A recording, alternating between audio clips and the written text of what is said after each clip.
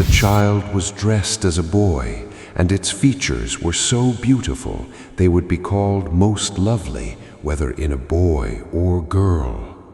Primary sources and academic literature. The necessity of gender and the cruel vow. Our story is rooted in the soil of Crete, where poverty clashes with the honor of an ancient but fallen lineage. Here, the destiny of a newborn is marked by an apotropeic imperative that transforms hope into terror. It is not a metaphor, but a structural datum of Ovid's primary text, which states in full, "In the Phasian land, not far from the royal city, Knossos, there once lived a man named Lyctus, of an obscure name, a free-born man of the lower class. His fortune was no greater than his birth, but he was of a life and character well known and unimpeachable. And when the time was near at hand, his wife should give birth to a child, he warned her thus, 'There are two things which I must wish for you, that you may be delivered with the least of pain, and that the child may be a male. A female child is a much heavier care, and fortune has denied us means. Therefore, if by some chance, I hate to say it, you should give birth to a female, I reluctantly command, may heaven forgive me, it must be put to death.' He spoke, and tears fell from his eyes, and also hers, to whom the cruel command was given. In vain Telethusa urged her husband to be less severe. Lyctus remained irremovable." The Isiac intervention and the sacred deception. Where the Father's law imposes death, a foreign and universal divinity intervenes, bringing a grace that transcends Roman civic nature. Isis appears in a documented ontological state, surrounded by her numinous retinue. The primary text describes the vision with ritual precision. "Now, when the time of birth was very near, and the great burden of her womb was heavy, in the middle of the night, while in a dream, the daughter of Inachus appeared to stand before her bed, attended by her train of holy spirits. On her forehead stood the crescent horns, and yellow ears of corn were waving in a golden crown of beauty. On her side was the dog Anubis, and there Bubastis, there the sacred Apis, spotted with his different colors, and the god of silence with his finger on his lips. The sacred Sistra were there, and Osiris, for whom his worshippers never cease to seek, and there the Egyptian serpent, whose bite causes a long, deep sleep. Then, as if she were awake and saw them all, the goddess spoke to her. "O Telethusa, one of my worshippers, forget your grief, and do not hesitate to disobey your husband's cruel command. For when Lucina has delivered you of your child, whatever it may be, you must bring it up. I am the goddess who brings help to all who call upon me, and you shall never have a cause to say you worshipped an ungrateful deity." So she advised the mother and departed from her room. Fluid identity and epicenic onomastics. The miracle is accomplished in the shadow of deception. The chosen name, Iphis, is not a poetic license, but a fluid signifier that prefigures the transformation. The analytical decomposition of the text reveals the ambiguous beauty of this childhood. The Cretan woman rose from her bed and joyfully raised her pure hands to the stars and prayed the vision might be realized. And when the birth pangs increased and the child was born, it was a girl. But the father knew it not, for the mother, having told the nurse to feed it, said it was a boy. All believed the mother, and the father gave the child the name of its grandfather, Iphis. The mother's heart was glad, because the name was common to both males and females, and she could use it without any deception. So the fraud was hidden by a sacred lie. The child was dressed as a boy, and its features were so beautiful they would be called most lovely, whether in a boy or girl. The torment of Iphis and the paradox of nature. Upon reaching puberty, the deception clashes with the reality of desire. The love for Ianthe is not described as a moral sin, but as an ontological incongruity. Iphis's lament, reported in full, explores the boundaries of nature and the perception of an unheard-of monstrosity. So 13 years passed by, and then your father, Iphis, promised the golden-haired Ianthe to be your bride, a girl of all the Phasian maids most praised for beauty, daughter of Telestes, who lived on the island of Dictae. They were equal in their age and beauty, and had learned the first rudiments of instruction from the same teachers. And so the hearts of both were pierced with love, but not with equal hope. Ianthe waits in confidence and hope the ceremonial as agreed upon, and is quite certain she will wed a man. But Iphis is in love without one hope of passion's fruit, and that increases her own flame. A girl in love with a girl. And she can hardly keep from tears as she says, "What will be the end of me, possessed by such a strange and unheard of love, which no one ever heard of before? If the gods wanted to spare me, they should have spared me, or if they wanted to destroy me, they should have at least given me a natural passion. A heifer does not love a heifer, nor a mare a mare. The ram loves the ewe, and the stag follows the hind. So also birds are mated. In all the animal world, no female is possessed by passion for a female. I wish I did not exist, and yet that I might not miss any of the monstrosities of Crete, the daughter of the sun loved a bull, but that was a male and a female. My love is more insane than hers, if I should tell the truth. You were born a woman. Do not deceive yourself, but seek what is lawful, and love what a woman ought to love. Why, Juno, goddess of weddings, and why, Hymen, do you come to this ceremony? Here is no bridegroom, but only two brides." The final miracle and physical transformation. On the eve of the wedding, the time of deception ends. Telethusa again entrusts herself to the divinity. The miracle is not a metaphor, but a documented physical change that resolves the paradox through submission to the laws of nature. And so she closed her lips. The other maiden flamed with equal love, and often prayed for Hymen to appear.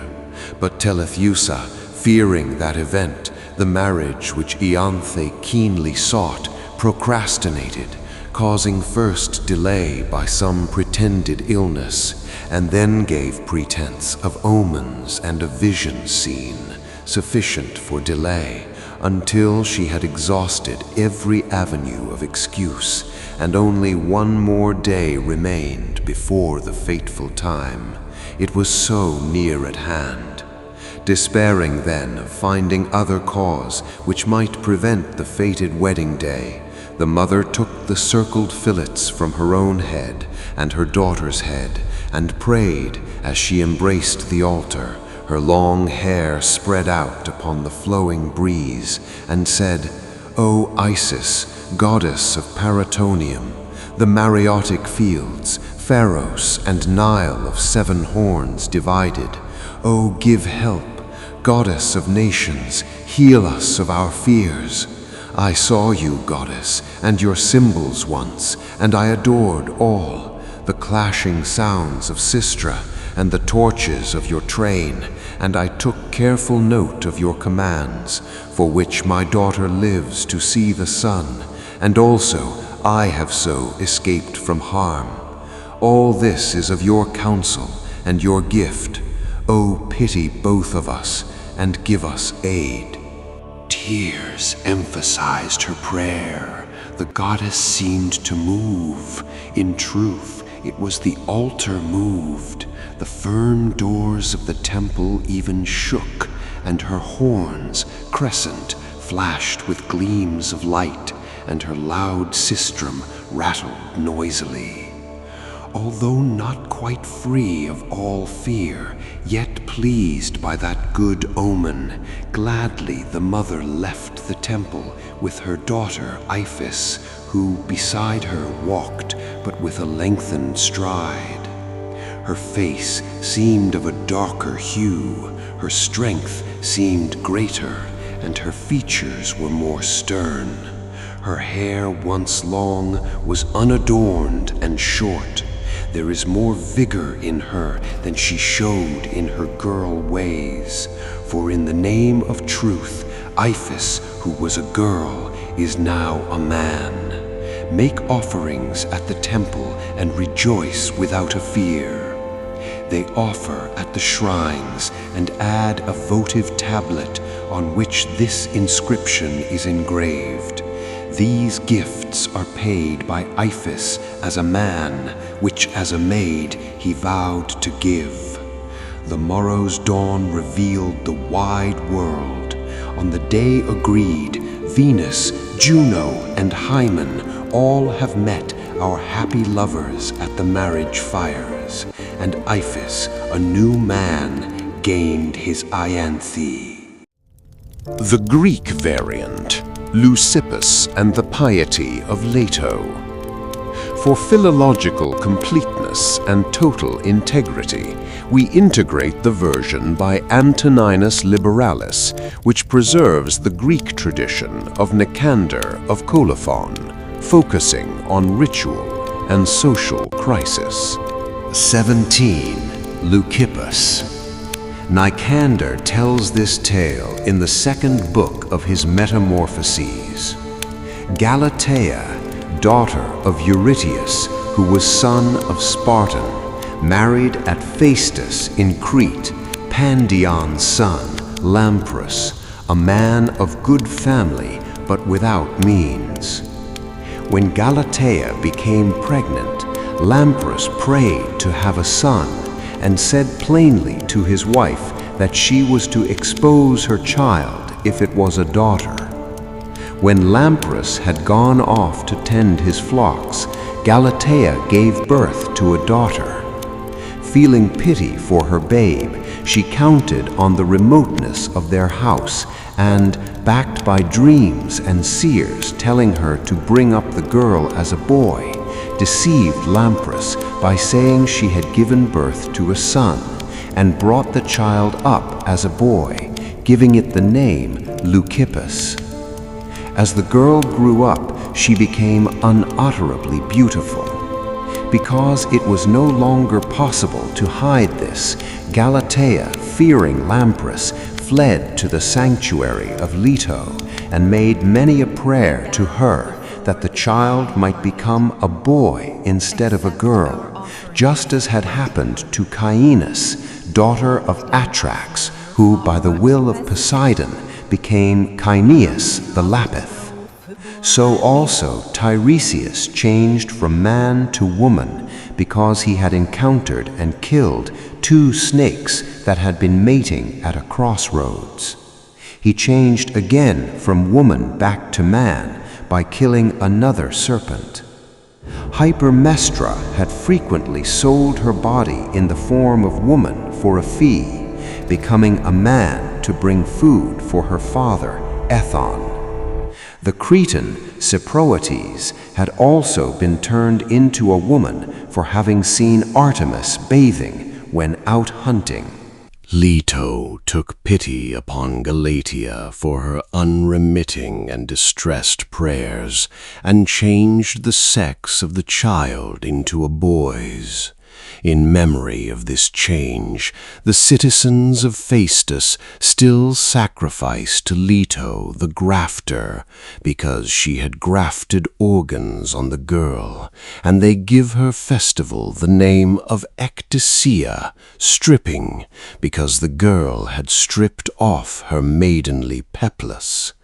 It is now an observance in marriages to lie down beforehand beside the statue of Leucippus. Socio-psychological analysis, the myth of Iphis and Ianthe. Introduction.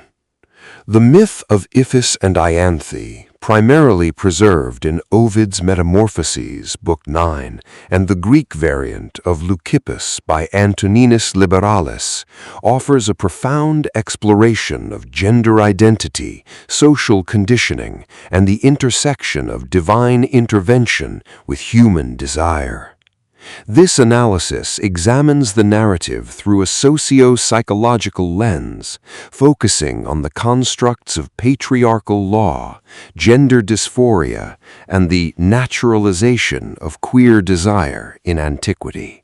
The socio-economic foundation, patriarchal law, and infanticide. The story begins not with a psychological state, but with a socio-economic imperative.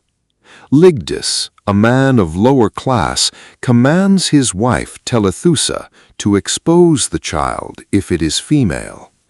Socio-structural analysis. In the ancient Mediterranean context, daughters were often viewed as a heavier care due to the necessity of dowries and their perceived lack of contribution to the family's economic survival. Lygdus's command is a manifestation of patriarchal structural violence, where the survival of the offspring is contingent upon its utility within a male-centric hierarchy. The sacred lie. Telethusa's deception, sanctioned by the goddess Isis, represents a maternal resistance to this law. Psychologically, this creates a state of permanent cognitive dissonance for the mother, who must navigate a reality where her child's life depends on the erasure of their biological sex.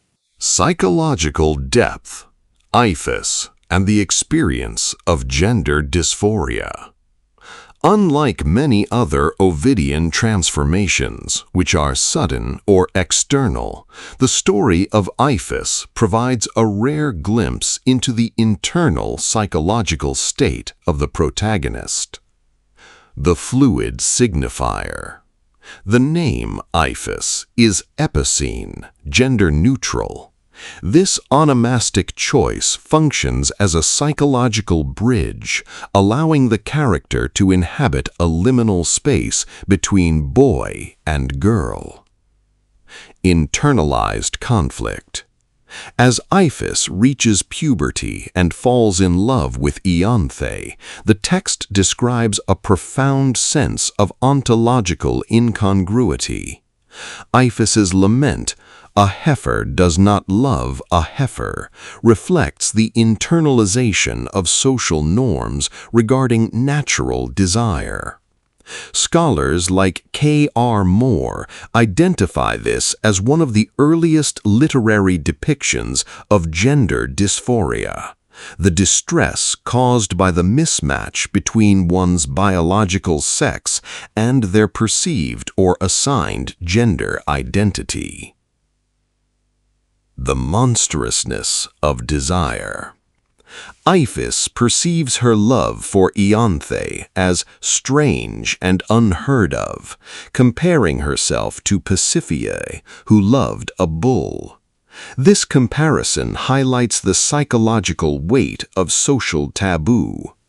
Iphis views her same-sex attraction not as a variation of love, but as a deviation from the very laws of nature.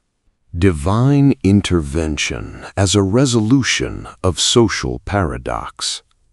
The transformation of Iphis into a man on the eve of the wedding is the deus machina that resolves the socio-psychological tension. First, validation of identity. While modern queer theory might view the transformation as a cancellation of lesbian desire to fit patriarchal norms, as argued by Judith Hallett, a psychological reading suggests that the metamorphosis is the ultimate validation of Iphis's internal self. The physical change aligns the body with the social role and internal identity Iphis has maintained for 13 years. Second, Isis as a transcendent force. The intervention of Isis, a foreign, universal deity, suggests that the rigid laws of Roman Greek nature can be transcended. Psychologically, the goddess represents the externalization of hope and the possibility of reconciliation between the individual and the collective. The social function of the myth. The Greek variant, Leucippus, adds a ritualistic layer to the analysis. The festival of Ecdysia, stripping, and the sacrifice to Leto, the grafter, indicate that this myth served a specific social function.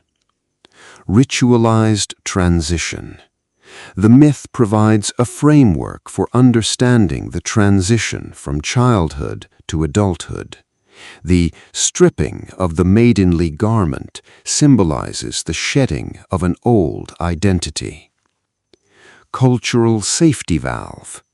By framing gender transformation as a divine miracle, ancient society created a safety valve for individuals who did not fit the binary mold, allowing for a controlled integration of gender fluidity into the religious and social fabric. Conclusion. The myth of Iphis and Ianthe is more than a tale of magic. It is a complex document of human psychology. It captures the trauma of living under a sacred lie, the agony of gender dysphoria, and the relief of final alignment. While the resolution reinforces the binary marriage structure, the journey of Iphis remains a powerful testament to the enduring human struggle for authenticity and recognition against the backdrop of rigid social laws. If this content pleased you, I invite you to like it. Subscribe to the channel and turn on the notification bell so you won't miss the next videos. Your support truly encourages me to keep creating content like this.